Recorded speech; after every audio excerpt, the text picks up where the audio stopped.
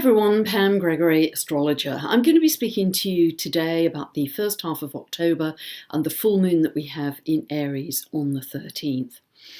Now, we're moving away. The energy is changing a lot from September to October.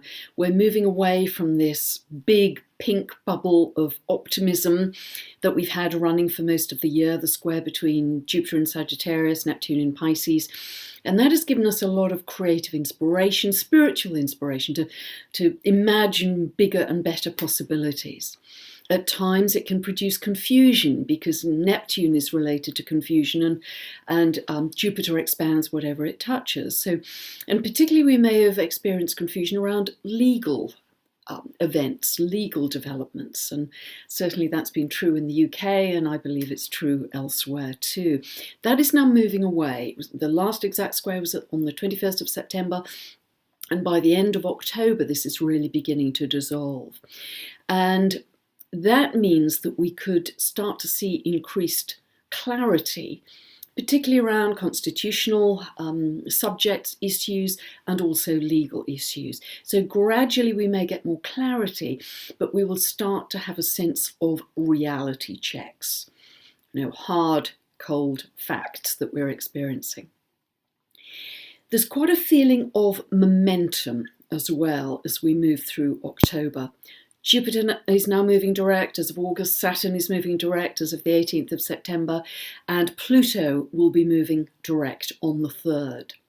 So there's this real feeling. Jupiter and Saturn are moving really quite quickly. We're in a kind of fast rundown now to that big conjunction between Saturn and Pluto on the 12th of January next year. Now, whenever a planet becomes stationary, its symbolism is magnified. So Pluto becomes stationary direct on the 3rd of October. And that means for a few days to either side of that, we may well see in our own lives or in the world issues of power coming up, issues of control, might makes right. Power plays, that sort of thing happening in the world. Pluto can be quite a lot about manipulation. It can even be underhand or even criminal at times. So we may see some of that happening. And it isn't actually just the 3rd of October. We're seeing very strong Scorpionic and Plutonian energy right through the month. So much more intense energy than we had in September. Pluto is the ruler of Scorpio, so whether it's a strong Pluto or a strong Scorpio, it doesn't really matter. It's really saying the same thing. So there's a lot of intensity happening right through October. The personal planets are moving gradually from Libra, which is much more easygoing, ruled by Venus, into Scorpio, which, as I say, is ruled by Pluto. Mercury moves into Scorpio on the 3rd, the same day that Pluto goes direct. Venus moves into Scorpio on the 9th, and the Sun moves in finally on the 24th.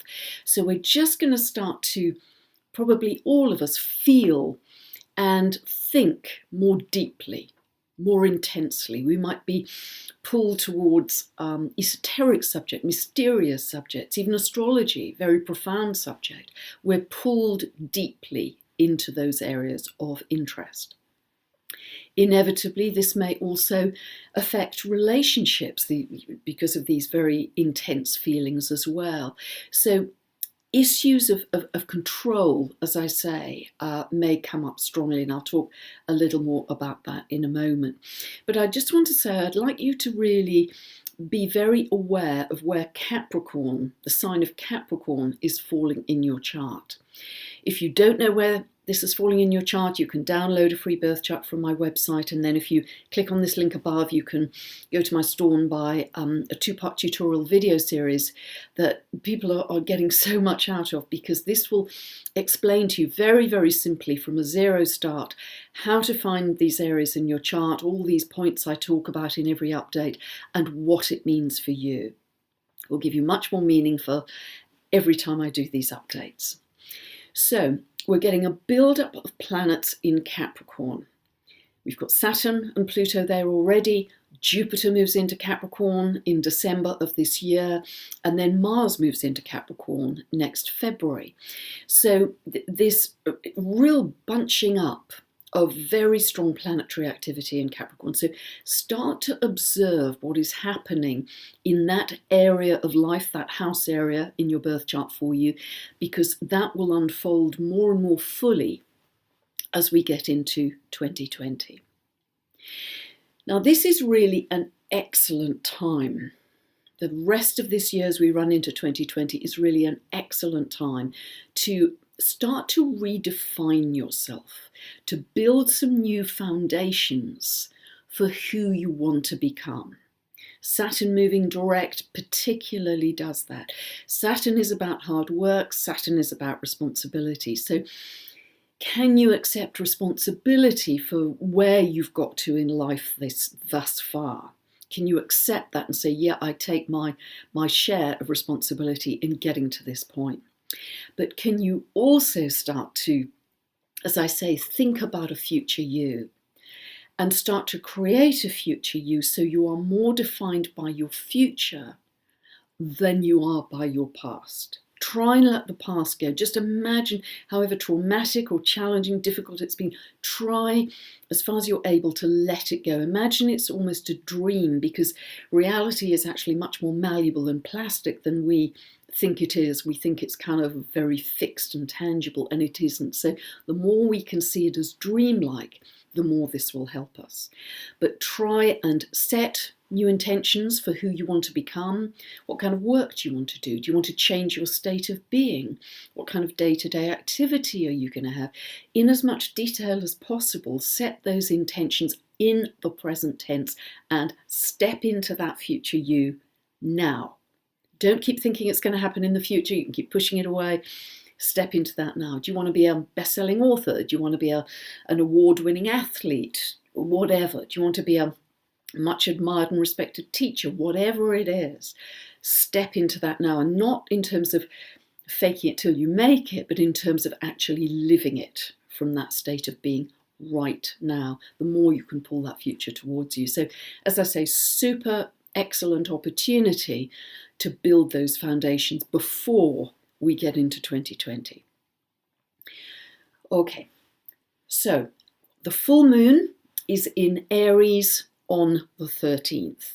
Now, setting us up for that is a very important aspect between Venus and Uranus. On the 12th and 13th of the month, Venus comes into an exact opposition with Uranus, 5 degrees of Scorpio, Taurus. And wherever we have Venus-Uranus aspects, they tend to be about freedom and independence. Don't box me in. I want no constraints. I want to be my own person. I want emotional freedom, openness. So particularly if 5 degrees of the fixed signs is aspecting anything in your birth chart, any planets or angles, or particularly if either of those planets are falling in your 5th or 7th houses, the relationship houses, you may be having those feelings. And very often those desires for independence and freedom come as a result of control in a relationship. Because the full moon in Aries on the 13th of the month brings up those issues again. This happens at 20 degrees 13 minutes of Aries. It happens at 2:07 p.m. Pacific and 10:07 p.m. UK time. Now, the sun and moon are always opposite each other at a full moon, and both the sun and the moon are exactly square to Pluto, to the degree. Pluto's at 20 of Capricorn. So again, just as I spoke earlier about the 3rd of the month with Pluto moving direct, this again brings up issues of power. Might makes right, lording it over others, power play issues on the world stage. In a relationship, this can bring up not only control issues, but issues around jealousy or possessiveness. Very often they're issues around trust and betrayal as well. So be very aware of what's unfolding, because full moons tend to shine a light on things that we haven't known up until that time, secrets. And Scorpio energy, Plutonic energy, very, very connected to secrets. So we may be seeing important secrets either in your own life or, again, on a bigger stage being revealed at this time. And they can often be, quite underhand or criminal, something like that. So be aware of that. Also, Pluto is connected to toxicity. Now, that can manifest in various ways. This can be emotional toxicity because Pluto and Scorpio are very connected to where we've pushed down negative feelings, negative emotions. We've pushed them down for a long time. And any full moon is a great time to release what no longer serves you, but particularly this full moon, which is in a T-square to Pluto. So release those emotions from the past, which are negative and toxic for you. Because very often, if we don't do that, if we keep them repressed, what we tend to do is project them onto other people and believe that other people actually have those feelings, whereas actually it's coming from us. It's a process called cognitive dissonance.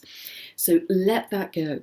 It could also be toxicity in terms of pollution of the earth. I mean, the earth is incredibly polluted, as we know, but we might, with this full moon, have a light shining on even more of that.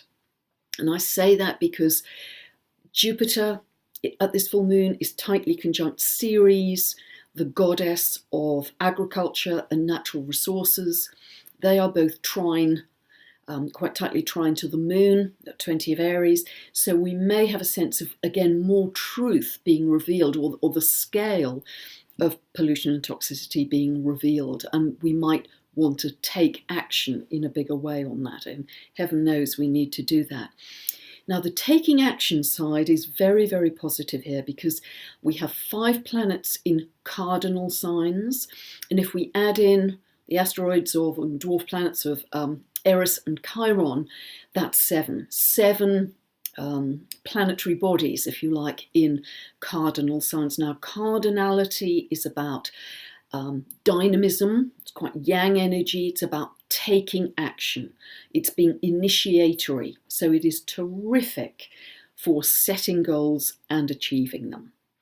So in your own life, this is a great, great time to actually set goals and really go after them in a very focused way. One of the other benefits of the Sun and Moon being square to Pluto is it gives great focus and willpower.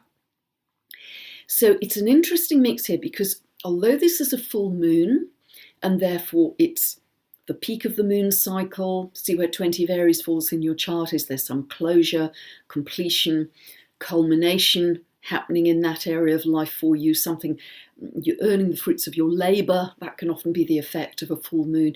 But because it's in Aries, Aries is the first sign of the zodiac, so there's also a sense of a new beginning at this time as well, particularly with all this very strong cardinal energy as well. Now, because Aries is the sign of the warrior, it's ruled by Mars, linked to anger, etc., we could see a lot of angry feelings coming to a peak at this time.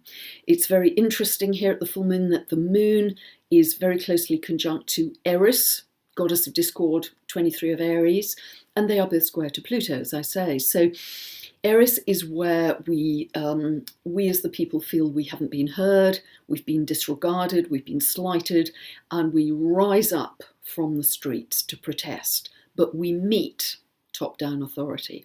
Now, this has been quite a long running square this year. It's very clear to see what's been happening in Hong Kong. It's a very obvious example, which I've quoted before.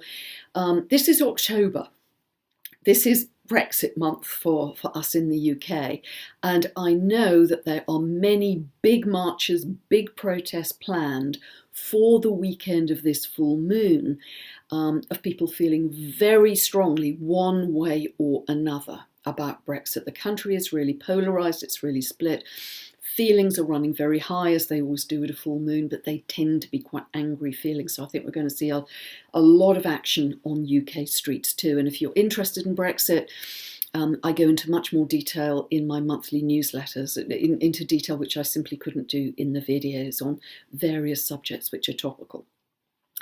So try not to be angry yourself, because that's a very negative, low level emotion.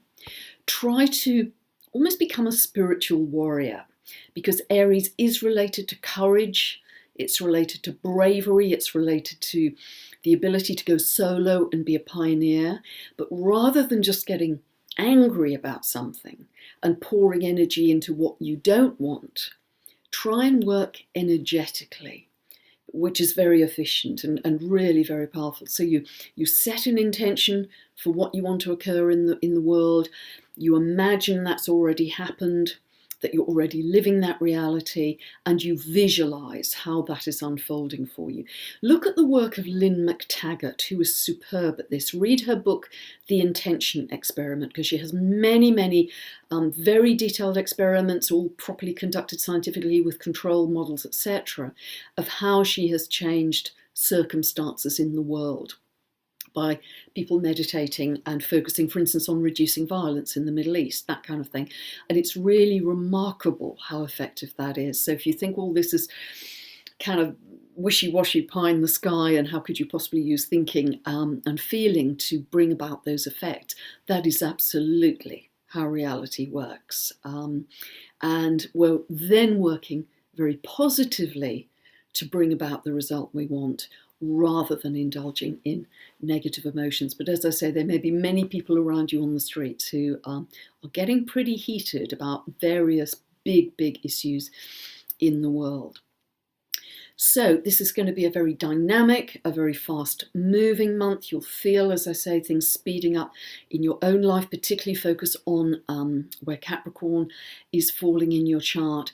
And with all this yang energy, the other thing to be aware of at this full moon is we actually have a beautiful trine between Mercury at 19 of Scorpio and Neptune at 16 of Pisces. And this brings in something much gentler. Yes, there's still an intensity there with Scorpio, but Neptune in Pisces brings in sensitivity, imagination, creativity, tuning in to source, altered states.